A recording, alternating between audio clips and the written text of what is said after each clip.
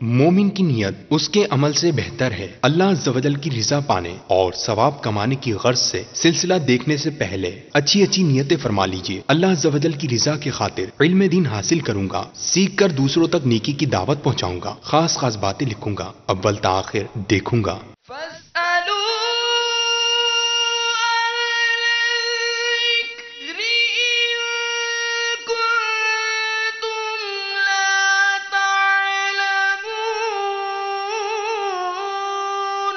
تو اے لوگو علم والوں سے پوچھو اگر تمہیں علم نہ ہو۔ الحمدللہ رب العالمین والصلاة والسلام علی سید المرسلین، اما بعد فاعوذ باللہ من الشیطان الرجیم، بسم اللہ الرحمن الرحیم، الصلاة والسلام علیک یا رسول اللہ، الصلاة والسلام علیک یا حبیب اللہ، الصلاة والسلام علیک یا نبی اللہ وعلی آلک واصحابک یا نور اللہ۔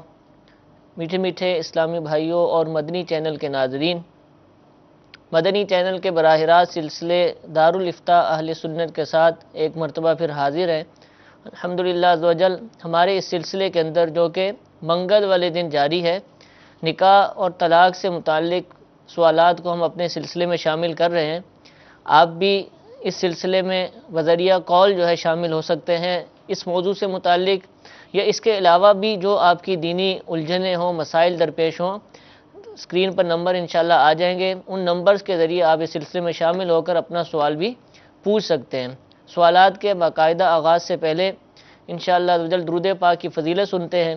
نبی کریم صلی اللہ تعالی علیہ وآلہ وسلم نے ارشاد فرمایا، جو کوئی شخص مجھ پر ایک بار درود پاک بھیجے، اللہ تعالیٰ اس پر 10 رحمتیں بھیجتا ہے۔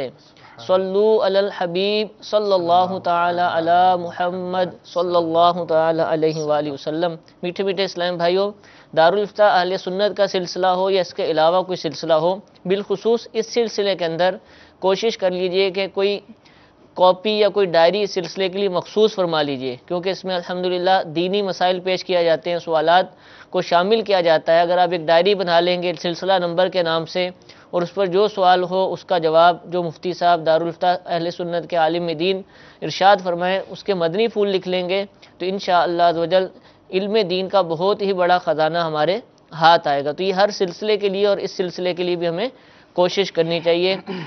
آئیے سوالات کو اپنے سلسلے میں شامل کرتے ہیں۔ سب سے پہلی کال سنتے ہیں۔ صلو علی الحبیب صلی اللہ تعالی علی محمد صلی اللہ علیہ وسلم۔ میرا نام طارق رشید ہے، ضلع حافظ آباد سے میں بول رہا ہوں۔ سوال میرا یہ ہے کہ اولیاء کرام کے مزار پر جا کر کس طرح دعا مانگنی چاہیے، ان کے وسیلے سے، یا کس طرح اچھا طریقہ جو ہے وہ بتا دیں کہ کون سا اچھا طریقہ ہے اولیاء کرام کے مزار پر کھڑے ہو کر دعا مانگنا، مرد کے لیے یا عورت کے لیے۔ دوسری کال۔ السلام علیکم ورحمۃ اللہ وبرکاتہ۔ وعلیکم السلام ورحمۃ اللہ وبرکاتہ۔ فرحان صادق اطاری لگن سے بات کر رہا ہوں۔ میرا سوال یہ ہے کہ قبر کو پختہ کروانا کیسا، اور جو قبر کے اوپر تختی لگائی جاتی ہے اس پر کلمہ طیبہ یا قرآنی آیات لکھوانا کیسا؟ السلام علیکم ورحمۃ اللہ وبرکاتہ۔ وعلیکم السلام ورحمۃ اللہ وبرکاتہ۔ ایک اور کال۔ ناصر علی ساہیوال سے۔ سر میرا سوال ہے، جماعت کے ساتھ نماز پڑھ رہے ہیں، آخر پر ایک آدمی آیا ہے، وہ آگے سے ایک آدمی کو پیچھے کھینچ لیتا ہے، اس کا بس بتا دیں قرآن و سنت کی حدیث۔ یہ کال دوبارہ سنائیے گا، تیسری کال۔ ناصر علی ساہیوال سے۔ سر میرا سوال ہے، جماعت کے ساتھ نماز پڑھ رہے ہیں، آخر پر ایک آدمی آیا ہے، وہ آگے سے ایک آدمی کو پیچھے کھینچ لیتا ہے، اس کا بس بتا دیں قرآن و سنت کی حدیث۔ انشاءاللہ آپ کے سوال کا جواب انشاءاللہ آپ کو دیتے ہیں۔ 3 سوالات، 3 کالیں ہمیں حاصل ہوئی۔ پہلی کال جو ہے ہمارے طارق بھائی نے حافظہ آباد سے کی۔ ان کا سوال یہ ہے کہ اولیاء کرام کے مزارات پر جو ہم جاتے ہیں اس پر حاضری جب دی جاتی ہے تو اس میں دعا مانگنے کا اچھا طریقہ کون سا ہے، بہترین طریقہ کون سا ہے، تو اس کے بارے میں کچھ ارشاد فرمائیں۔ الحمدللہ رب العالمین والصلاة والسلام علی سید الانبیاء والمرسلین، اما بعد فاعوذ باللہ من الشیطان الرجیم، بسم اللہ الرحمن الرحیم۔ اولیاء اللہ کے مزار پر جو حاضری دی جاتی ہے، اس پر انہوں نے فرمایا کہ اچھا طریقہ کیا ہے، وہاں پر کھڑے ہو کر دعا مانگی جائے۔ تو اس میں عرض یہ ہے کہ اولیاء اللہ کی مزار پہ حاضری کا جو طریقہ ہے وہ یہ ہے کہ پینتی کی جانب سے پاؤں کی طرف سے داخل ہو اور مزار شریف یا جو ہے وہ دیوار یا دروازے کو بوسہ دیے بغیر صاحب مزار کے سیدھی جانب جو ان کا چہرہ ہے ٹھیک ہے، اس طرف وہ آ کر ان کے چہرے کے بالمقابل یا سینے کے بالمقابل کھڑے ہو جائیں یا بیٹھ جائیں، ٹھیک ہے، اور اس میں جو قرآن پاک وہ پڑھنا چاہیں آیات جتنی بھی پڑھ سکتے ہیں وہ پڑھ کر اس کا ثواب صاحب مزار کی بارگاہ میں اور دیگر تمام مسلمانوں کو ایصال ثواب کریں۔ ٹھیک، اب یہ جو سوال سائل محترم نے فرمایا ہے، اس میں اصل میں ایک خاص کنفیوژن ہے کہ جو بعض لوگوں کی طرف سے پیدا کی جاتی ہے۔ صحیح، وہ یہ پیدا کی جاتی ہے کہ آپ جب مزار پر حاضر ہوں تو اس وقت آپ صاحب مزار کے وسیلے سے دعا نہ کریں، صحیح، بس آپ ڈائریکٹ اللہ تعالیٰ سے دعا کریں۔ ٹھیک ہے، تو اس میں اور اگر آپ ان کو وسیلہ پیش کریں گے تو بعض لوگ اس کو معاذ اللہ شرک بھی کہہ دیتے ہیں اور بعض اس کو صحیح نہیں سمجھتے ہیں۔ تو اس سلسلے میں یہ ہے کہ یہ لوگوں کی طرف سے پیدا کی ہوئی کنفیوژن ہے، ٹھیک۔ یہ ان لوگوں کی طرف سے پیدا کی ہوئی کنفیوژن ہے کہ جن کا علم سطحی قسم کا ہے صحیح، اور جن کو دین کا حقیقی اور صحیح علم نہیں ہے، ٹھیک، وہ لوگوں میں یہ کنفیوژن پیدا کرتے ہیں کہ اگر آپ صاحب مزار کے وسیلے سے دعا کریں گے تو یہ شرک ہو جائے گا، دعا تو اللہ تعالیٰ سے کرنی چاہیے۔ دیکھیے اس میں کوئی شک نہیں کہ دعا اللہ تبارک و تعالیٰ ہی سے کی جاتی ہے اور اللہ تبارک و تعالیٰ ہی سے کرنی چاہیے۔ ٹھیک ہے، سبھی یہی کہتے ہیں۔ یہ سبھی یہی کہتے ہیں اور سب کا یہی عقیدہ ہے، دعاؤں کو قبول کرنے والا وہ رب کریم ہے۔ ٹھیک ہے، اور اگر صاحب مزار کے وسیلے سے بھی دعا کی جاتی ہے صحیح، تو وہ بھی در حقیقت رب ہی سے دعا کی جاتی ہے۔ یعنی صاحب مزار سے دعا صاحب نہیں مانگی مزار جاتی۔ سے کا وسیلہ پیش کیا جاتا ہے کہ اے باری تعالیٰ، اے رب کریم، یہ تیرا نیک بندہ ہے، تیرا مقرب بندہ ہے، صحیح، اس کے وسیلے سے میں تجھ سے جو ہے وہ فلاں چیز کا ٹھیک ہے، طلب کرتا ہوں یا اپنی فلاں مشکلات کی جو ہے وہ دوری کا سوال کرتا صحیح، ہوں۔ تو کسی کو اپنی دعا میں وسیلہ بنانا صاحب مزار کو یا قبر کو تو یہ شرعاً ناجائز نہیں ہے، ٹھیک ہے، یہ کوئی گناہ نہیں ہے، صحیح، اور چاہے وہ زندہ ہو صحیح، چاہے وہ ان کا انتقال ہو چکا ہو، اور یہ احادیث پاک سے ثابت ہے۔ ٹھیک ہے، بخاری شریف کی حدیث پاک میں ہے کہ ایک مرتبہ مدینہ شریف میں قحط ہوا، بڑا سخت قسم کا قحط ہوا۔ ٹھیک ہے، سرکار صلی اللہ تعالیٰ علیہ وسلم جمعے کا خطبہ ارشاد فرما رہے تھے، آپ منبر پر تھے تو ایک شخص کھڑا ہو گیا، عرض کی یا رسول اللہ صلی اللہ تعالیٰ علیہ وسلم، ہمارے مال و اسباب ہلاک ہو گئے اور اس قحط سالی کی وجہ سے ہمارا برا حال ہے، مفہوم عرض کر رہا ہوں، آپ دعا فرمائیے کہ اللہ تبارک و تعالیٰ ہمیں بارش سے نواز دے۔ صحیح، تو روایت میں آتا ہے کہ سرکار صلی اللہ تعالیٰ علیہ وسلم نے دعا فرمائی خطبے کے عالم میں، اور سرکار صلی اللہ تعالیٰ علیہ وسلم ابھی منبر سے نہیں اترے تھے۔ راوی کہتے ہیں کہ جب سرکار صلی اللہ تعالیٰ علیہ وسلم نے دعا فرمائی تو ہم نے دیکھا کہ یکا یک پہاڑوں کی طرح بادل جو ہے وہ آسمان کے اوپر چھا گئے اور بارش ہونے لگی، یہاں تک کہ سرکار صلی اللہ تعالیٰ علیہ وسلم مسجد کی چھت ٹپکی، سرکار صلی اللہ تعالیٰ علیہ وسلم کی ریش مبارک، داڑھی مبارک بارش کے پانی سے گیلی ہو گئی۔ سبحان جب سرکار صلی اللہ تعالیٰ علیہ وسلم منبر سے نیچے اترے تو آپ کی داڑھی مبارک سے پانی گر رہا تھا اس بارش کا۔ سبحان اللہ، وہ بارش مسلسل 7 دن تک ہوتی رہی، 7 دن تک ہوتی 7 دن تک ہوتی رہی۔ اللہ۔ پھر دوسرا جمعہ آیا، بخاری شریف کے حدیث پاک ہے، پھر دوسرا جمعہ آیا، وہی شخص کھڑا ہوا، عرض کی یا رسول اللہ صلی اللہ تعالیٰ علیہ وسلم، اب بارش کی وجہ سے ہم پریشان ہو گئے ہیں، اللہ، اب دعا فرمائیے۔ تو سرکار صلی اللہ تعالیٰ علیہ وسلم نے صلی اللہ علیہ ارشاد فرمایا لا علینا، کہ ہمارے اوپر نہیں، بلکہ ہمارے حوالی پر، ہمارے ارد گرد پر اے رب کریم بارش نازل فرما۔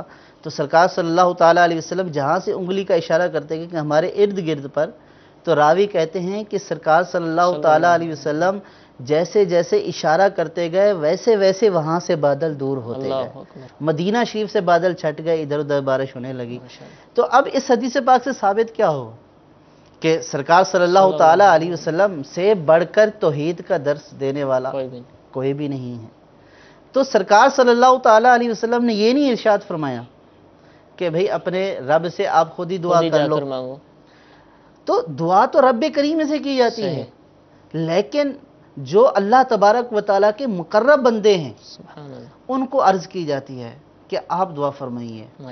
اللہ تبارک و تعالیٰ کے مقرب ہیں، اللہ تبارک و تعالیٰ آپ کے اٹھائے ہوئے ہاتھوں کی برکت سے اللہ تعالیٰ ہمارے اوپر رحم فرما دے۔ تو یہ تو سرکار صلی اللہ تعالیٰ علیہ وسلم جو ہے وہ موجود تھے، یعنی کہ ظاہری حیات کے ساتھ۔ اور پھر اس کے علاوہ بھی حدیث پاک میں ہے کہ سرکار صلی اللہ تعالیٰ علیہ وسلم نے ارشاد فرمایا کہ شام کے 40 ابدال ہیں کہ جن کے ذریعے اللہ تبارک و تعالیٰ لوگوں کو رزق دیتا ہے، اللہ تبارک و تعالیٰ لوگوں سے بلاؤں کو دور کرتا ہے۔ اور اگر اس سے نیچے آ جائیں تو امام شافعی رضی اللہ تعالیٰ عنہ کے بارے میں ہے، آپ سے منقول ہے، آپ فرماتے ہیں کہ جب مجھے کوئی مشکل درپیش ہوتی ہے تو میں امام اعظم ابو حنیفہ رضی اللہ تعالیٰ عنہ کے مزار پر حاضری دیتا ہوں اور وہاں ان کی مسجد میں 2 رکعت نماز نفل پڑھتا ہوں، اور امام اعظم رضی اللہ تعالیٰ عنہ کی قبر کے ساتھ میں کھڑا ہو کر اللہ تعالیٰ کی بارگاہ میں دعا کرتا ہوں، اللہ تعالیٰ اس کی برکت سے میری اس مشکل کو ٹال دیتا ہے۔ تو اس لیے یہ جو کنفیوژن پیدا کی جاتی ہے کہ یہ شرک ہے، یہ نہیں کرنا چاہیے، تو یہ ایک سطحی علم والے لوگ کہ جن کو دین کا پتہ ہی نہیں ہے، وہ ایک سنی سنائی بات کے اوپر، اور سنتے بھی ایسے لوگوں سے ہیں کہ جن کے اپنے علم کا کوئی حال نہیں ہوتا ہے۔ تو لہٰذا صاحب مزار کے وسیلے سے بھی دعا کرنا جائز ہے، اور اللہ تعالیٰ کے مقبولان بارگاہ الہی جو اللہ تعالیٰ کی بارگاہ میں مقبول ہیں ان کے وسیلے سے دعا کی جائے، یہ بہتر ہے اور کرنی چاہیے۔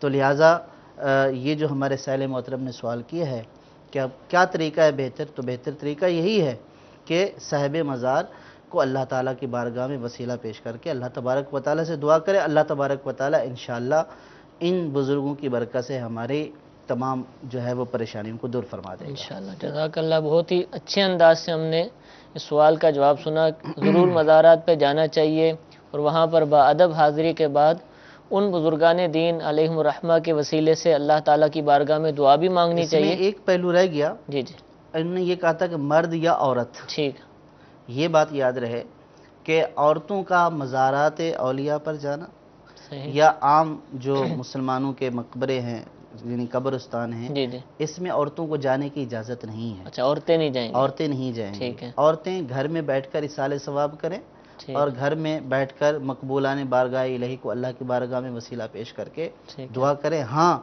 عورتیں سید دو عالم سرکار صلی اللہ تعالیٰ علیہ وسلم کی جو ہے وہ روضہ اقدس پر حاضر ہوں گی، کیونکہ سرکار صلی اللہ تعالیٰ علیہ وسلم کی روضہ اقدس پر حاضری کو قریب بواجب فرمایا علماء نے۔ قریب بواجب فرمایا، تو اس لیے وہاں پر جو ہے وہ حاضری مستثنیٰ ہے۔ اس کے علاوہ عورتوں کا کسی بھی مزار پر جو ہے وہ جانے کی اجازت نہیں، کسی بھی قبرستان میں جانے کی اجازت نہیں۔ یہ ان کے سوال کا ایک جز تھا کہ مرد یا عورتیں کس طرح دعا کریں۔ ٹھیک ہے، جزاک اللہ۔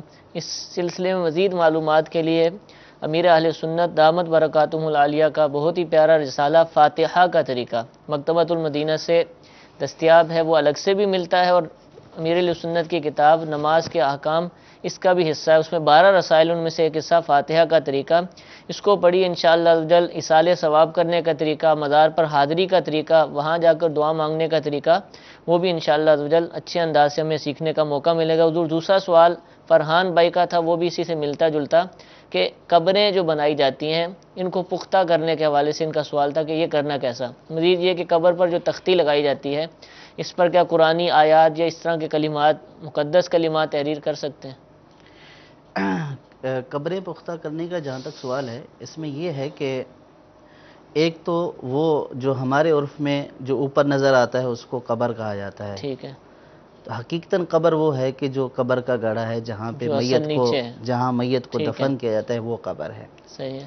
تو اس میں یہ ہے کہ میت کی اصل جو قبر ہے تو اس کے ارد گرد دائیں بائیں اس کے نیچے کوئی ایسی چیز نہیں ہونی چاہیے کہ جو آگ سے چھوئی ہوئی ہو، آگ سے پکی ہوئی ہو. ٹھیک ہے. تو ایسی چیز نہیں ہونی چاہیے. جو چار دیواری ہے اندر کی، جی اندر کی چار دیواری، اس کے نیچے دائیں بائیں جو ہے وہ میت کے ارد گرد کوئی ایسی چیز نہیں ہونی چاہیے کہ جو آگ سے پکی ہوئی ہو. جیسے اینٹیں ہوتی ہیں، جیسے پکی اینٹیں ہوتی ہیں تو یہ نہیں ہونی چاہیے. اور اگر بلاگ بھی ہوتا تو ان میں جو ہے اینٹیں ہوتی ہیں پکی ہوئی، تو یہ نہیں ہونی چاہیے. اور یہ یہاں پکی چیز کی ممانعت ہے. ٹھیک ہے. کہ یہ پکی چیز اس کے ارد گرد نہیں ہونی چاہیے. صحیح. ہاں اگر لاحد بنا دی ہے، لاحد بنا دی ہے اور لاحد کا منہ کچی اینٹوں سے بند کر دیا، پھر پکی اینٹیں حفاظت کے لیے پیچھے لگا دی ہیں، تو اس کی اجازت ہے، کیونکہ وہ میت کے قریب جو ہے وہ کچی اینٹیں ہیں. لاحد یعنی وہ جو اندر جی وہ جو ہے وہ قبر کے اندر جو ہے وہ الگ سے وہ ایک جو ہے وہ دیوار کے اندر سوراخ کیا جاتا ہے، تو اس کے اندر میت رکھی جاتی ہے. پہلے یعنی کچی اینٹیں رکھ دی جائیں، پہلے کچی اینٹیں رکھ دی جائیں، پھر جو ہے وہ پکی اینٹیں رکھ دی جائیں. بعض لوگ جو ہے وہ گھڑے یا لوٹے وغیرہ اس طرح کی چیزیں بھی رکھتے ہیں. اچھا. تو وہ گھڑے بھی آگ کے اوپر پکے ہوئے ہوتے ہیں، لوٹے بھی آگ کے اوپر پکے ہوئے ہوتے ہیں، وہ بند کرنے کے لیے، رکاوٹ کے لیے بند کرنے کے لیے ان کو رکھ دیتے ہیں. پھر ان کے اوپر مٹی لیپ دیتے ہیں اور پھر اس جو ادھر جو وہ ہوتا ہے گڑا ہوتا ہے اس کو مٹی سے بھر دیتے ہیں. تو یہ نہیں کرنا چاہیے. عام جو قبر ہے سادی لاحد نہیں، اس میں اینٹیں لگا کر لیپ دیا جائے تو کس میں؟ جو عام سادی قبر ہوتی ہے. دیکھیں وہ دو طرح کی قبر ہے نا، ایک لاحد ہو گئی. ٹھیک ہے. تو لاحد تو وہی ہے کہ جو پکی زمین ہوتی ہے اس کے اندر بنتی ہے. ٹھیک ہے. اور ایک وہ زمین ہوتی ہے جو نرم زمین ہوتی ہے، اس میں لاحد بنتی ہی نہیں ہے، اس میں اسے گڑا جو ہے وہ بنایا جاتا ہے. تو اب میت کے ارد گرد کوئی پکی چیز نہیں ہونی چاہیے، اس کی ممانعت ہے. اور اوپر تختہ رکھا جاتا ہے جو وہ سیمنٹ کا رکھا جاتا ہے، وہ رکھ سکتے ہیں اوپر، وہ حفاظت کے لیے ہوتا ہے. لیکن اس میں بھی بہتر یہ ہے کہ اس کو گارا بنا کر اس کا جو اندر والی سائڈ ہے اس کو گارے سے یا پھر پتھر کی سلیبیں بھی آتی ہیں. جی یا پتھر کی سلیبیں آتی ہیں. ٹھیک ہے. تو وہ اس کو لیپ دیا جائے. صحیح. تو حقیقتاً تو یہ ہے کہ یوں جو ہے وہ کوئی چیز پکی اندر نہیں ہونی چاہیے. ٹھیک ہے. اب جو سائل کا سوال ہے وہ اوپر سے بنانے کا، ہمیں نظر آتی ہے، اوپر جو ہمیں نظر آتی ہے. تو اس میں یہ ہے کہ یہ قبریں پختہ بنانا بھی جائز ہے اور بعض صورتوں میں ضرورت بھی ہوتی ہے. بلکہ جو ہے وہ جو علماء ہیں، صالحین ہیں، نیک پرہیزگار ہیں، جن کی طرف عوام کی رغبت ہے، ان کی قبروں کو اوپر سے پکا کرنا اس لیے کہ یہ عوام سے ممتاز ہو جائیں اور لوگوں کو یہ پتہ چلے کہ بھئی یہ کسی عالم دین کی قبر ہے یا کسی نیک اور صالح بزرگ کی قبر ہے، دیگر قبروں سے ممتاز ہو جائے. تو اس کو مستحسن قرار دیا ہے. اور بعض علماء نے یہ بھی فرمایا کہ عام عوام کی نہیں کرنی چاہیے، علماء کی اوپر کرنی چاہیے. لیکن اس میں یہ ہے کہ اس کی اونچائی جو ہے وہ ایک بالش سے زیادہ نہیں ہونی چاہیے، ایک بالش سے زیادہ نہیں ہونی چاہیے. اور بہتر یہ ہے کہ وہ جو ہے ڈھلوان کی صورت میں، ایک بالش یعنی 6-7 انچ ایک جو ہے وہ جو بالش جتنی بھی بنتی ہے. صحیح ہے. اب وہ ڈھالان کی صورت میں ہو، اتنی اونچی ہو، اس سے زیادہ اونچی نہ کی جائے. ٹھیک ہے. اچھا اس کے علاوہ جو ہے وہ دیگر عام مسلمانوں کی قبر کو بھی پختہ کرنا جائز تو ہے. صحیح. ان کو جائز ہے. اور بعض جگہوں پر ضرورت بھی ہوتی ہے کہ اگر نہیں کریں گے تو قبریں جو ہے وہ نیچے گر جاتی ہیں، پھر اور زیادہ مشکلات جو ہے وہ پیدا ہو جاتی ہیں. تو اس سے قبر کی حفاظت رہتی ہے. اور آج کل فی زمانہ جو ہے وہ قبروں میں کوئی اس طرح کی احتیاط نہیں ہے. لوگ جو ہے وہ آزادانہ چلتے پھرتے ہیں، جانور آزادانہ چلتے پھرتے ہیں. اور یہ ہماری بد نصیبی ہے کہ ہم دنیا میں تو ایک دوسرے کو تکلیفیں پہنچاتے ہی پہنچاتے ہیں، اور جو قبر میں چلے جاتے ہیں ان کو بھی ہم سکون نہیں دیتے ہیں. اب ہمارے کسی عزیز کا اگر جو ہے وہ جنازہ ہو اور ہم قبرستان جائیں تو ہم لوگوں کو دیکھتے ہیں کہ لوگ جو ہے وہ لوگوں کی قبروں کو جو ہے وہ پھلانگتے ہوئے جاتے ہیں. ادھر تدفین ہو رہی ہے اور وہ دوسروں کی قبروں کے اوپر کھڑے ہو کر دیکھ رہے ہیں. تو یہ تو شرعاً ناجائز ہے کہ مسلمان کی قبر کے اوپر پاؤں رکھنا، اس طرح اس کو لتاڑنا، یہ گناہ ہے یہ. اچھا. تو اب بعض قبرستانوں میں ایسا بھی گندے پانی کے جو ہے وہ چھوڑ نالے دیے وغیرہ۔ جاتے ہیں۔ تو یہ ان صورتوں میں اب جو ہے وہ قبر کی حفاظت اور قبر کا نشان رکھنے کے لیے اگر یہ پختہ بنائی جائے تو اس میں شرعاً کوئی حرج نہیں ہے۔ ٹھیک ہے۔ دوسری اس میں یہ بات کی گئی تھی کہ ان کے اوپر آیات قرآنی لکھوانا، ہاں جی، تختی لگتی ہے۔ تختی لگتی ہے، تو وہ نشان کے لیے تختی لگوانا بھی جائز ہے تاکہ اس کی علامت رہے، صحیح۔ لیکن اس تختی کے اوپر آیات مبارکہ نہ لکھوائی جائے، ٹھیک ہے۔ اور کوئی جو ہے وہ اس طرح کی جو مقدس تحریر ہے وہ اس کے اوپر نہ لکھوائی جائے۔ نام لکھ سکتے ہیں اس کا؟ اب نام میں بھی احتیاط کی جائے، نام بھی تو ظاہر ہے کہ وہ بعض مقدس محمد لکھا ہوا ہے، اب وہ اس کی وجہ یہ ہے کہ اب جو حال ہو گیا ہے، صحیح۔ جو ہے وہ قبرستانوں میں کتے پھرتے ہیں، جانور پھرتے ہیں، جو ہے وہ بندے اس کے اوپر چڑھتے ہیں، اس چیز کا خیال نہیں کرتے، پھر جو ہے وہ بارش آئے گی اس کا پانی وہاں سے لگ کر جائے گا۔ ان احتیاطوں کے پیش نظر جو ہے وہ مقدس تحریرات ان کے اوپر نہ لکھوائی جائے، ٹھیک ہے۔ اور کوئی ایسی صورت کر لی جائے کہ جس سے نشان کی پتہ سلامتی چل ہو۔ جائے کہ ہاں قبر ہے۔ اور جی، اس کو جو ہے وہ نام وغیرہ لکھوانا تو جائز ہے، اس کو ہم ٹھیک ہے۔ ناجائز نہیں کہہ رہے کہ یہ صحیح۔ لکھوانا ہی ناجائز ہے، لیکن جتنی ممکن ہو احتیاط کی جائے تاکہ ان مقدس تحریروں کی بے ادبی نہ ہو، بے حرمتی نہ ہو۔ ٹھیک ہے، جزاک اللہ حضور۔ تیسرا سوال تھا ذوالفقار بھائی کا کہ جماعت ہو رہی ہے اور ایک شخص آتا ہے پیچھے سے، اگلی صف مکمل ہے، تو اب وہ کیا صف بنانے کے لیے آگے سے نمازی کو پیچھے کھینچ سکتا ہے؟ اس طرح کا کوئی مسئلہ ہے؟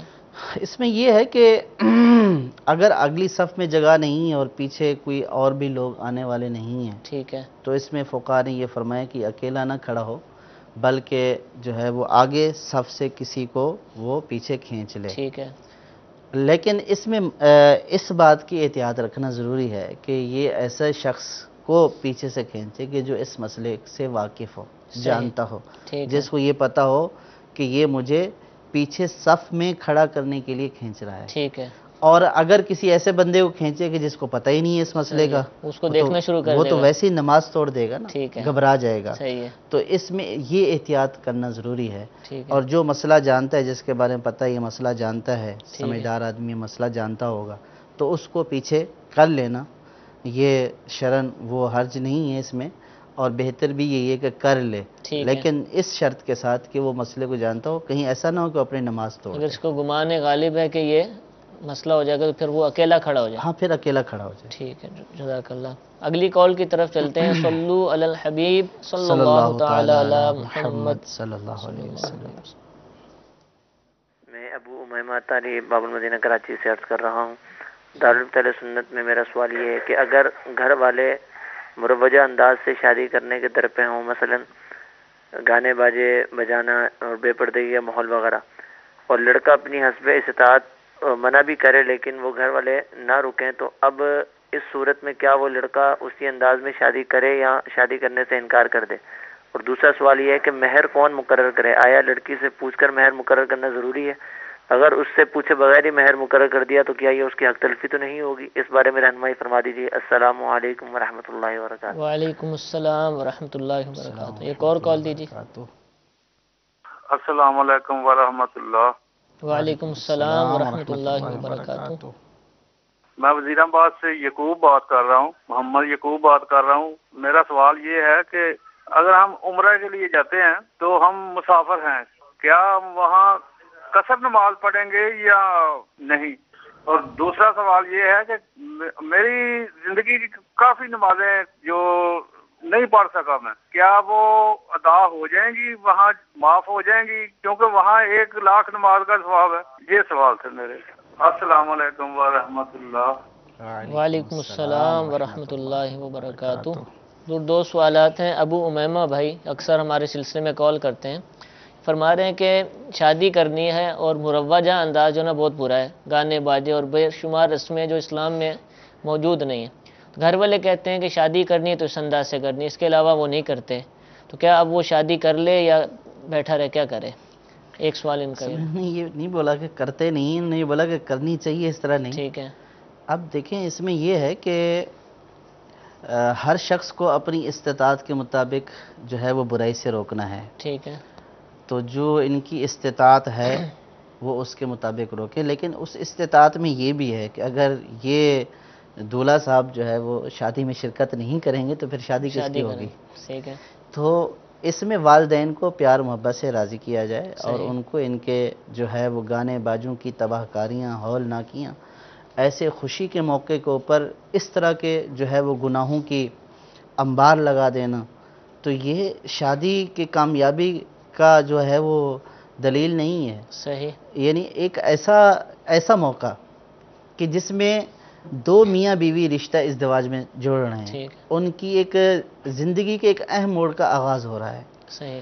تو ایک اہم سفر کا آغاز ہو رہا ہے، ٹھیک ہے۔ تو اس موقع پر تو اللہ تبارک و تعالیٰ سے دعا کرنی شکر چاہیے، ادا کرنا شکر ادا کرنا ٹھیک ہے۔ چاہیے، اور شکرانے کے طور پر جو ہے وہ محفل نعت کا صحیح۔ انعقاد، قرآن خوانیوں کا انعقاد، اور پیچھے کے مسلمانوں میں اگر ہم تھوڑا سا پیچھے چلے جائیں تو ان مسلمانوں میں یہ رواج تھا کہ بچہ پیدا ہوا میلاد کی محفل، ٹھیک ہے۔ شادی ہو رہی ہے میلاد کی محفل، ماشاءاللہ۔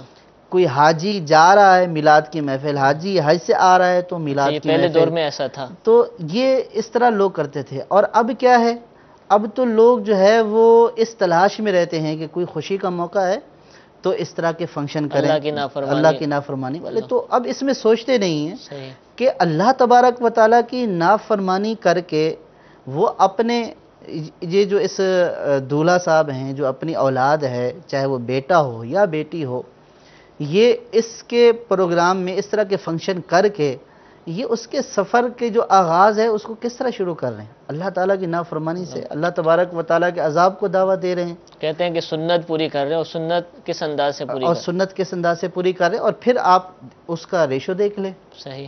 کہ ادھر نکاح ہوا، ٹھیک ہے۔ اور بعض کی تو یہ ہے کہ ابھی رخصتی ہوئی نہیں ہوتی پہلے ہے، ہی طلاق۔ ان نحوستوں کی وجہ سے پہلے طلاق ہو جاتی ہے، استغفر اللہ۔ اور یہ ہے کہ اگر وہ ہو بھی گئی اور رخصتی بھی ہو گئی تو پھر اس کے بعد ناچاکیاں، بے اتفاقیاں، بے برکتیاں، تو یہ سارے معاملات ہیں۔ تو بہرحال یہ ہے کہ ان کو حسب استطاعت منع کرنا چاہیے، اور استطاعت میں یہ بھی شامل ہے کہ اگر یہ والدین کو یہ بولیں کہ بھئی اگر آپ نے اس طرح کرنی ہے تو میں تو شامل نہیں ہوں گا، ٹھیک تو ہے۔ پھر اب یہ بتائیں کہ والدین کس کی شادی کریں گے؟ صحیح۔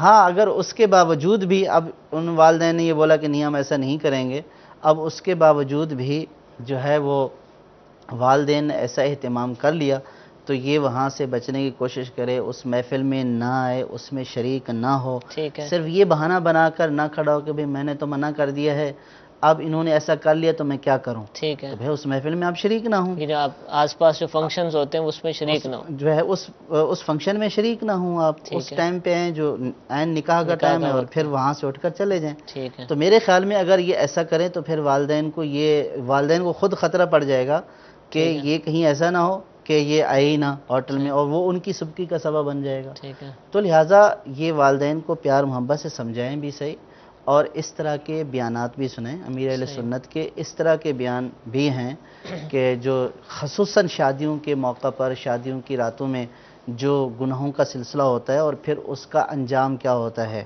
بد نصیب دولہا، یہ ٹھیک ہے۔ امیر اہل سنت کا بیان ہے اور بڑا پر اثر بیان ہے، صحیح۔ اور اس کو والدین کو بھی سنیں کہ دیکھیں کہ موت کا کوئی وقت مقرر نہیں ہے، بالکل۔ جو ہار یہ پہنے ہوا ہوتا ہے وہی ہار جو ہے قبر وہ پر آ جائے۔ قبر پر اور بھی آ آئے جاتے دن ہیں۔ آج کل تو فائرنگ سے دولہا مر فائرنگ گیا۔ سے دولہا، اس کا عزیز، یہ جو ہے وہ اس کے انتقال کی خبریں ملتی رہتی ہیں۔ ٹھیک ہے۔ تو اس طرح اللہ تعالیٰ کی نافرمانی کر کے کوئی خوشی نہیں ہے، اللہ تعالیٰ کی نافرمانی کر کے خوشی نہیں، بلکہ اللہ تبارک و تعالیٰ کی نعمتوں کا شکر ادا کر کے خوشی کرنی چاہیے۔ ٹھیک ہے۔ اور اگر ہم خوشی سے جو ہے وہ اللہ تعالیٰ کا شکر ادا کر کے خوشی کا آغاز کریں گے، خوشی کی ابتدا کریں گے، تو اللہ تبارک و تعالیٰ نعمتوں میں اور اضافہ فرمائے گا۔ تو لہٰذا ان کو والدین کو پیار محبت سے سمجھانا چاہیے، اور جتنا ان سے ہو سکتا ہے اتنا کرنا چاہیے۔ والدین کو چاہیے کہ جو اپنے بیٹے کی خوشی پوری کر رہے ہیں، بیٹی کی خوشی پوری کر رہے ہیں، اس کو شریعت کے تقاضوں کے مطابق پوری کریں، انشاءاللہ اس کی برکتیں بھی نصیب ہوگی۔ جیسا کہ ہم نے سنا کہ پرانے دور کے جو مسلمان تھے وہ ان خوشی کے مواقع پر اپنے رب کو، اپنے پیارے نبی کو یاد کرتے تھے۔ الحمدللہ عزوجل مدنی ماحول کی برکتیں ہیں، امیر اہل سنت کی تربیت ہے کہ آج بھی الحمدللہ عزوجل جو اسلامی بھائی دعوت اسلامی کے مدنی ماحول سے وابستہ ہوتے ہیں تو وہ بھی ایسے ہی کرتے ہیں۔ الحمدللہ کثیر اسلامی بھائی شادی کے موقع پر محفل میلاد کا انعقاد کرتے ہیں، یا کوئی اور اس طرح خوشی کا موقع آتا ہے تو اللہ تعالیٰ عز و جل کو یاد کرتے ہیں، تو آپ بھی اس مدنی ماحول سے وابستہ ہو، اچھی صحبت ملے گی تو انشاءاللہ عزوجل نیک کام کرنے کی بھی ہمیں توفیق حاصل ہوگی۔ دوسرا سوال ان کا یہ تھا کہ مہر کون مقرر کرے، یعنی لڑکی کی شادی ہو رہی ہے، لڑکی کے لیے مہر مقرر ہونا ہے، لیکن دیگر لوگ مقرر کر رہے ہوتے ہیں، والد، ماموں وغیرہ، تو اصل حق کس کا ہے؟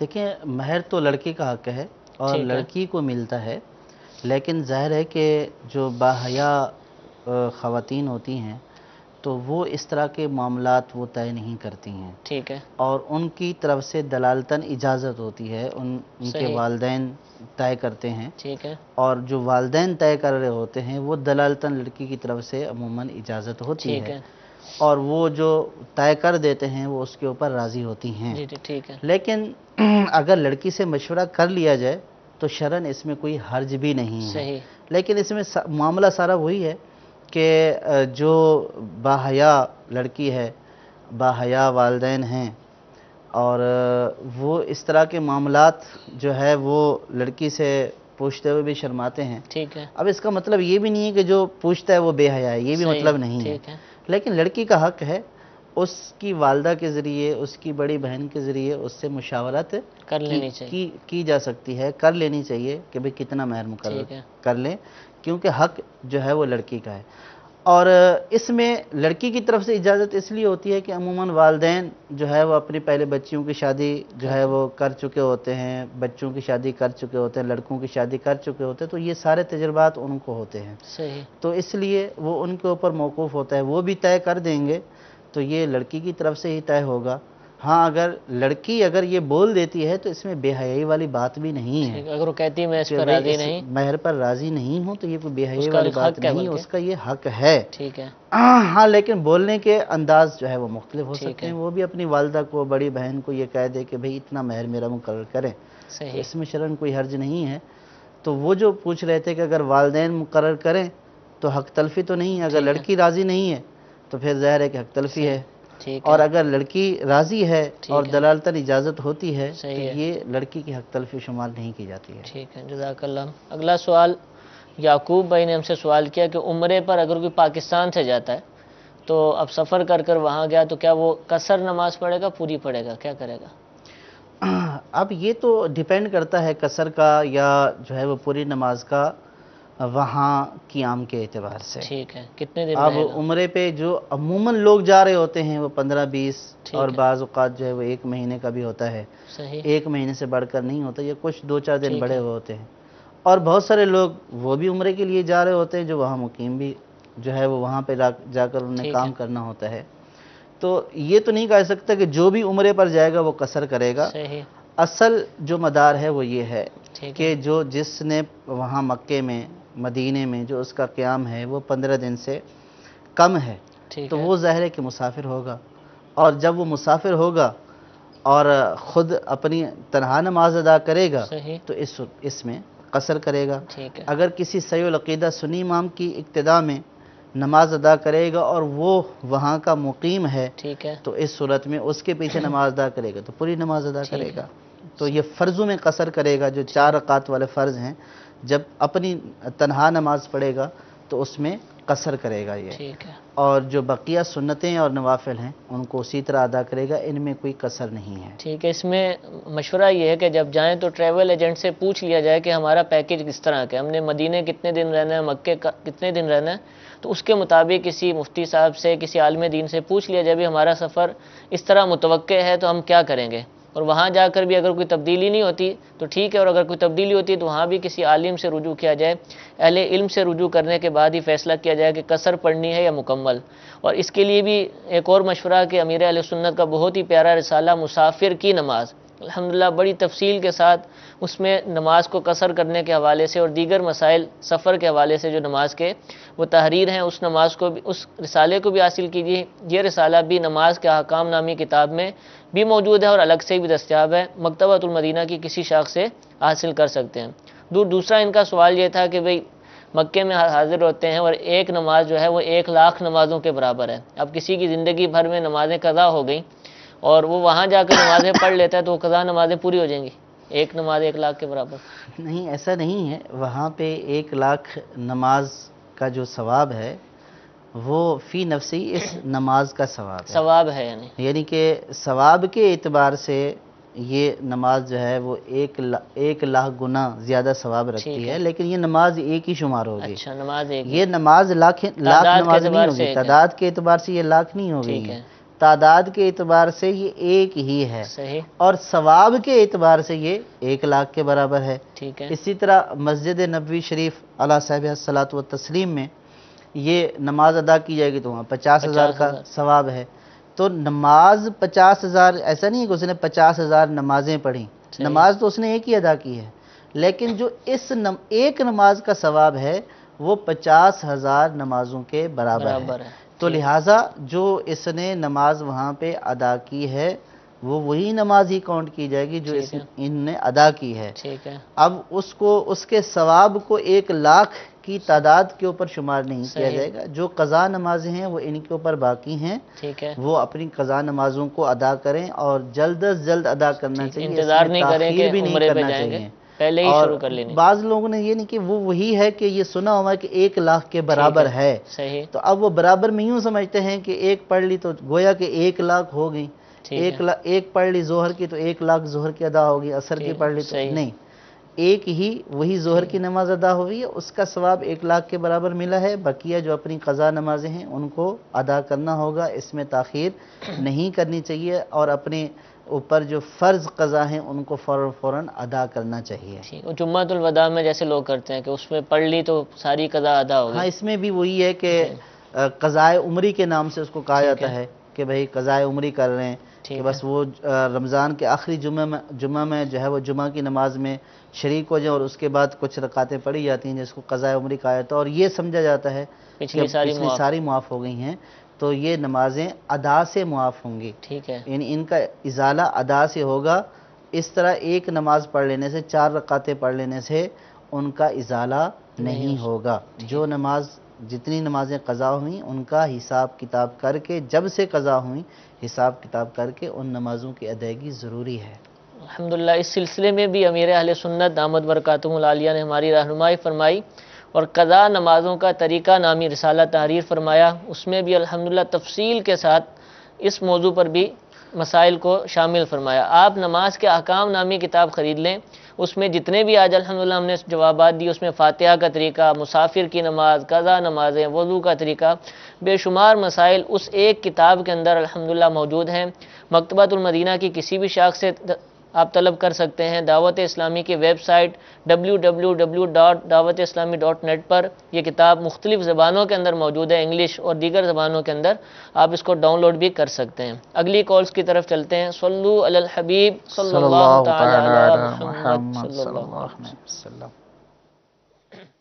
اگر کسی بچی کا نکاح ہو چکا اور اس کے بعد اس کو رخصتی سے پہلے طلاق ہو گئی ہو، اس کے بعد جب دوبارہ اس کا نکاح ہو تو وہ جو پیپر ہوتا ہے نکاح کا، اس پہ کیا ضروری ہوتا ہے کہ اس کا وہ جو لکھنا ہوتا ہے کہ متعلقہ، یا اس میں اگر دونوں کی رضامندی ہو تو یہ لکھا جا سکتا ہے کہ کنواری؟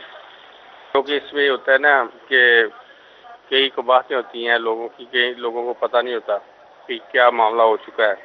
تو اگر پردہ رکھنے کے لیے دونوں فریق یہ کہیں کہ کنواری ہے. ٹھیک ہے، دوسری کال سنائیے. نزیر اتاری عرض کروں نارتھ کراچی سے. مسئلہ یہ ہے کہ سیدہ اگر غیر سید سے نکاح کر لے، جائز صورت میں نکاح ہو جائے، تو جو اولاد ہوگی اس کا کیا حکم ہوگا؟ اولاد جو ہے وہ سید کہلائے گی یا غیر سید کہلائے گی؟ اس حوالے سے شرعی رہنمائی فرما دیجیے. ٹھیک ہے، اور بھی کال ہو تو سنا دیجیے. جی، میرا نام جاوید اقبال ہے، کراچی سے بول رہا ہوں. سوال تو یہ ہے کہ پیچھے انہوں نے ہم پلہ ہونے کی بات بتائی لیکن ذات کی کوئی بات نہیں بتائی. جیسے بولتے ہیں یہ ترخان ہے، یہ اس سے شادی نہیں ہوئے گی، یہ ملک ہے، اس سے وہ یہ نہیں بتائی. اور دوسرا، کثرت نماز میں کیا پڑھنا چاہیے؟ 2 فرض صرف پڑھتے ہیں یا سنتے بھی ہیں؟ ٹھیک ہے، آپ کے بھی سوالات کے جواب دیتے ہیں. پہلا سوال حضور ہمارا کہ کسی بچی کا نکاح ہو گیا اور رخصتی سے پہلے ہی طلاق ہو گئی.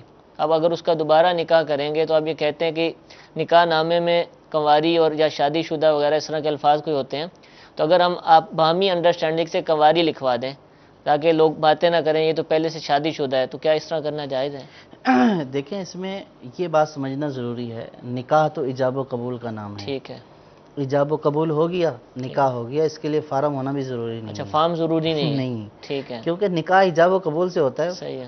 یہ فارم جو ہے یہ قانونی فارمیلٹی ہوتی ہے. ٹھیک ہے. کہ آپ کی ایک دستاویز ہوتی ہے قانونی اعتبار سے کہ ہاں آپ کا یہ ثبوت ہوتا ہے کہ ہم اس نے اس سے نکاح کیا ہے. اسی لیے ہر ملک میں الگ الگ ہے. ہر ملک کے اپنے اپنے قوانین کے تحت وہ ایک بنائے جاتے ہیں فارم. ہمارے ہاں بھی بنا ہوا ہے. ٹھیک ہے.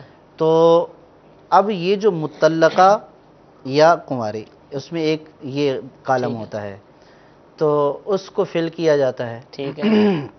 اس میں کچھ قانونی پیچیدگیاں ہوتی ہیں. صحیح. اور بعض صورتوں میں کچھ شرعی پیچیدگیاں بھی ہو سکتی ہیں، لیکن اس سے زیادہ قانونی پیچیدگیاں زیادہ ہوتی ہیں.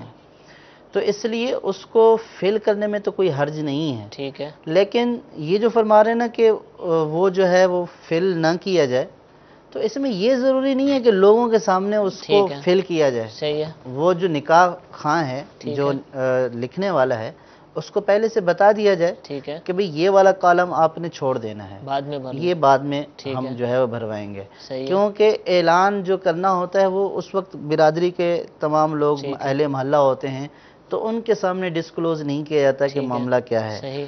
تو ٹھیک ہے، ان کے سامنے ڈسکلوز کرنا کوئی ضروری بھی نہیں ہے. یہ قانونی فارمیلٹی ہے، اس کا لکھنا شرعاً تو کوئی ضروری نہیں ہے. ٹھیک ہے. لیکن قانونی فارمیلٹی کے اعتبار سے بعض صورتوں میں ضروری ہوتا ہے. تو اس لیے نکاح خواں کو یہ کہہ دیا جائے کہ آپ یہ کالم چھوڑ دیجئے گا، اس کی فلنگ ہم آپ سے بعد میں کرا لیں گے. ظاہر ہے کہ نکاح خواں جو ہے وہ ایسا تو نہیں ہوتا کہ لوگ بیٹھے ہوئے اچانک نکاح خواں آ جاتا ہے اور پھر اچانک چلا جاتا ہے. تو وہ لڑکی والے ہی رابطہ کرتے ہیں، اس سے پہلے اس کو بلاتے ہیں، تو بعد میں فارم بھی غالباً بعد میں دیتے ہیں. تو بعد میں انہی سے یہ بول دیا جائے کہ اس کالم میں آپ یہ لکھ دیں. تو اس صورت میں پردے والی صورت رہ جائے گی. تو اس کو سب کے سامنے فل کرنا ضروری نہیں ہے.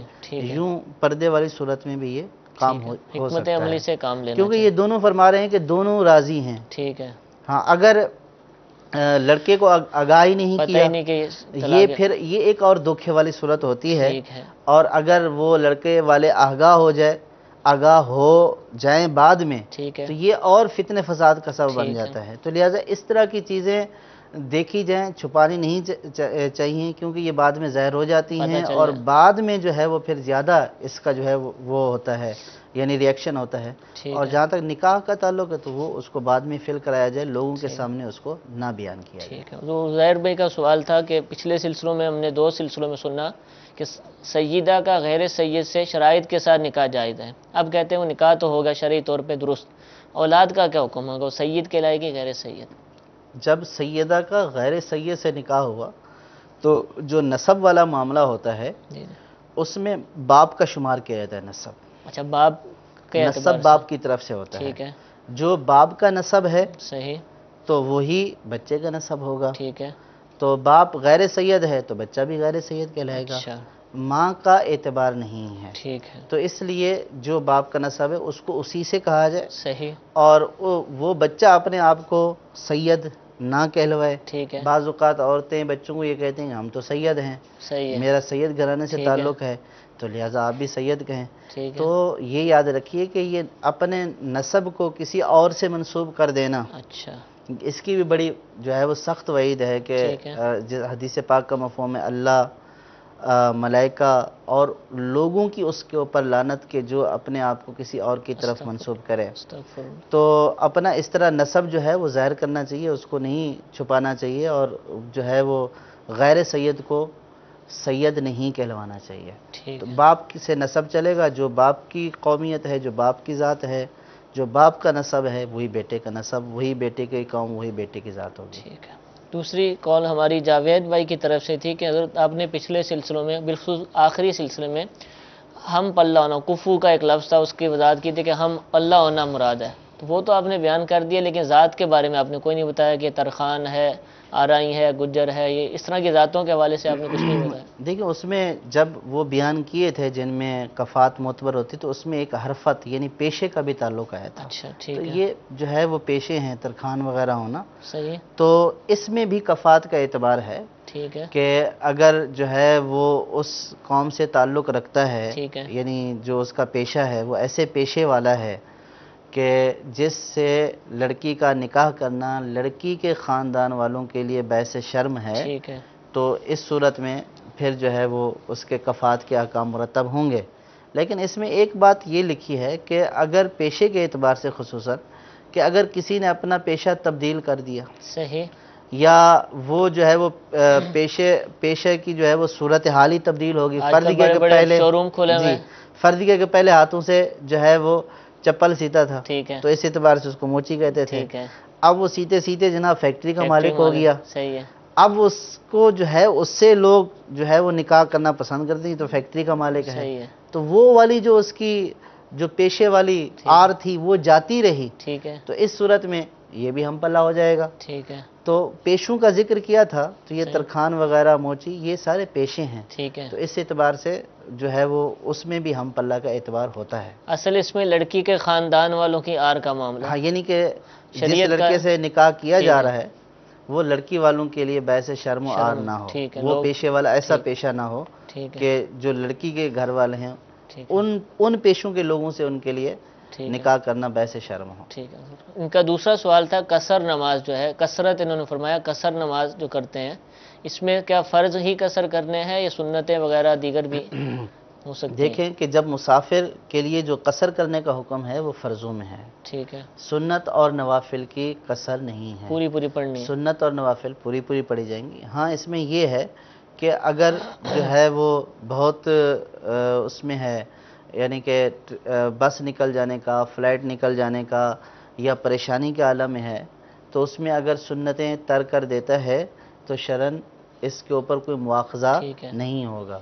لیکن قصر جب اگر ایسی کوئی صورتحال نہیں، اطمینان میں ہے، تو پھر پوری ہی پڑھنی ہے، سنتیں بھی ادا کرے اور سنتوں میں کوئی قصر نہیں ہے، نوافل میں کوئی قصر نہیں ہے۔ فجر کے فرض بھی پورے 2 پڑھنے ہیں اور مغرب کے بھی 3۔ فجر کے فرضوں میں تو ویسے ہی قصر نہیں ہے، فرضوں میں بھی قصر اس میں نہیں ہے، کوئی وہ تو کرے ہیں بھی ہی 2۔ میں آدھی کرتا ہوں 1 کر لوں تو ایسا نہیں، نہیں، وہ تو دیکھیں قصر کو تو مقید کیا ہے نا، اس طرح کے جو 4 رکعت والے فرض ہیں ان کو 2 کرنا، ان کو 2 کرنا ہے، ان میں قصر ہے۔ ٹھیک ہے، آخری کال کی طرف بڑھتے ہیں۔ صلو علی الحبیب صلی اللہ تعالی علی محمد صلی اللہ علیہ وسلم۔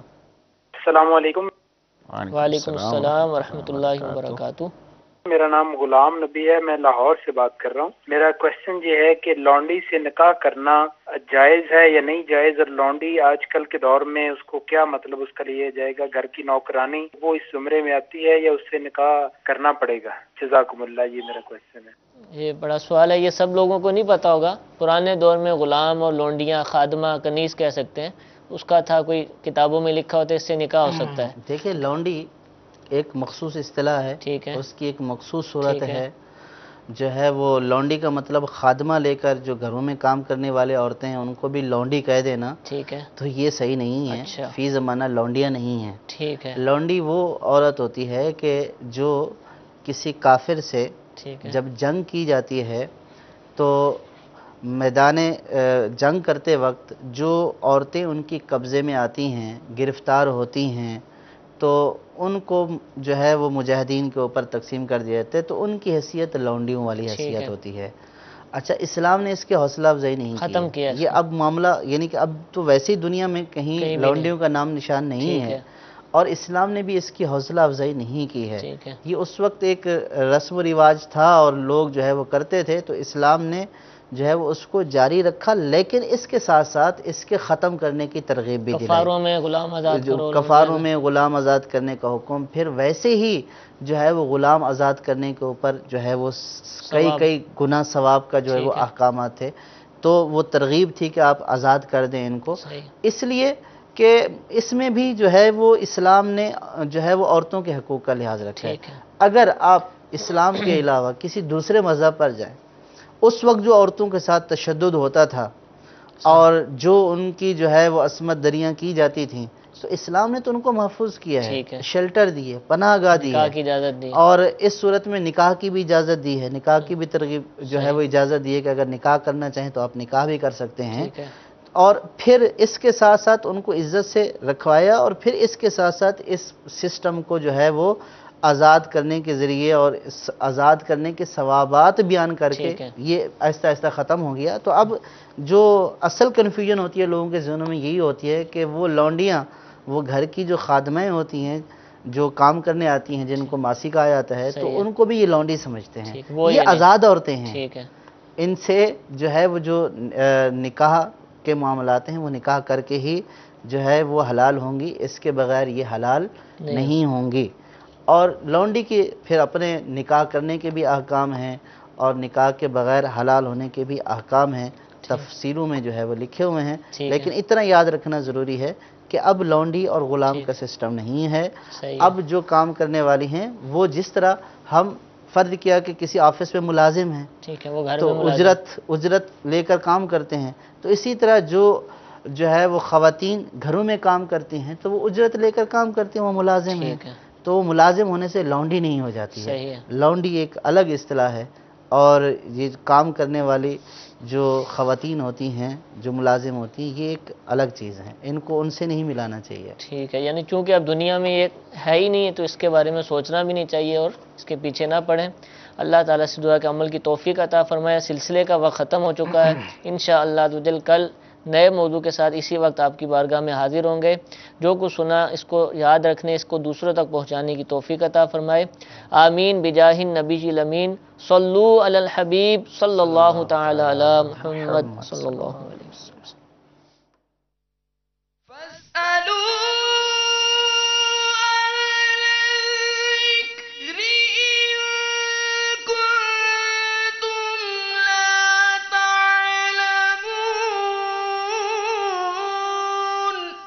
تو اے لوگو علم والوں سے پوچھو اگر تمہیں علم نہ ہو. احمد رضا کیا بات ہے تیری، تم کیا گئے کہ رونق محفل چلی گئی. شعر و ادب کی زلف پریشان ہے آج بھی، احمد رضا کا تازہ گلستان ہے آج بھی. حاجی صدیق کا واقعہ بتاتا ہوں. برسوں پہلے دعوت اسلامی نہیں بنی تھی، کسی جگہ کوئی محفل نعت تھی، آپ اس پہ تشریف فرما دیں. اتفاق سے میں بھی قریب حاضر تھا. آپ نے کچھ ربائی پڑھی جس میں تیری معراج کے تو لوح و قلم تک پہنچا. میں نے آپ کو کان میں کہا تھا کہ صدیق سرکار صلی اللہ تعالی علیہ وآلہ وسلم کی معراج لوح و قلم تک تو نہیں ہے، لوح و قلم تو بہت پیچھے رہ گیا تھا.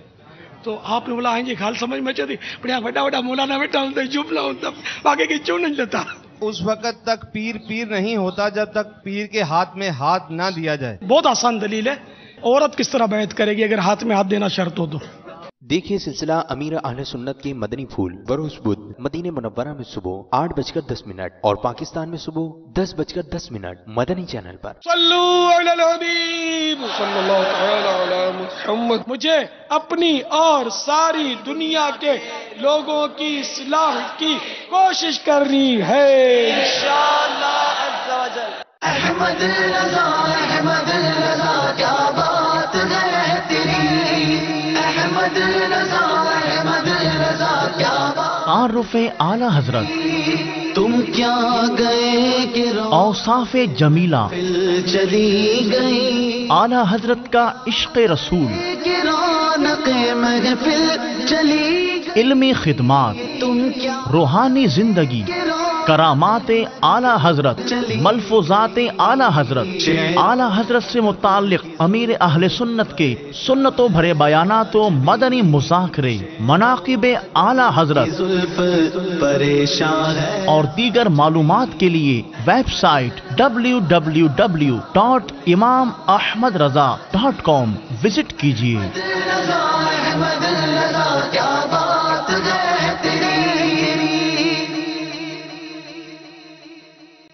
گھبراہٹ کا علاج. فرمان مصطفیٰ صلی اللہ تعالی علیہ وآلہ وسلم جب آدم علیہ السلام جنت سے ہند میں اترے انہیں گھبراہٹ ہوئی تو جبرائیل علیہ السلام نے اتر کر اذان دی.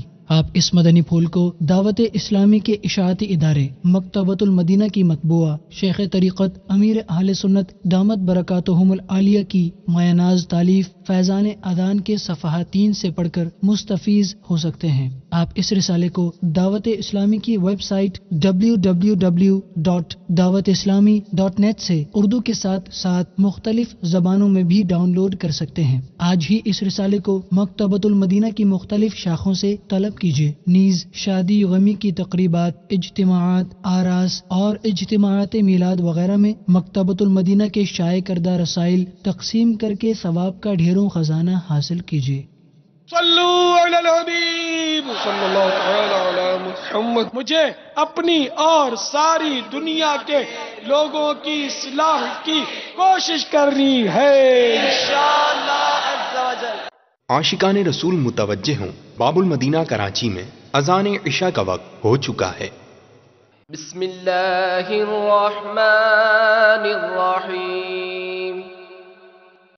الصلاة والسلام عليك يا رسول الله وعلى آلك وأصحابك يا حبيب الله۔ الصلاة والسلام عليك يا نبي الله وعلى آلك وأصحابك يا نور الله۔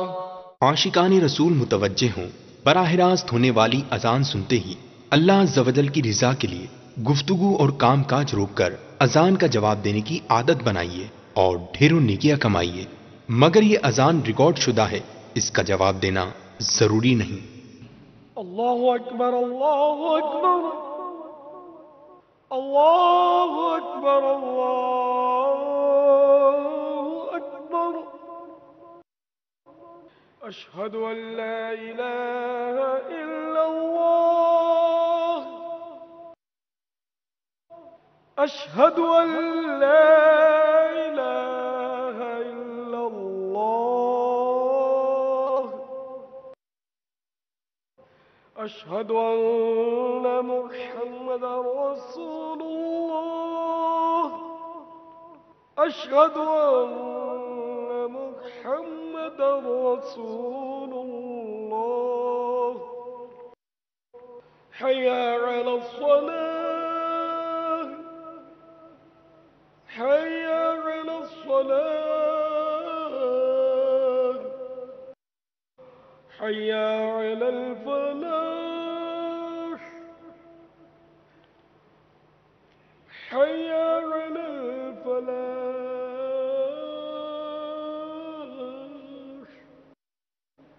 اللہ اکبر اللہ اکبر، لا الہ الا اللہ۔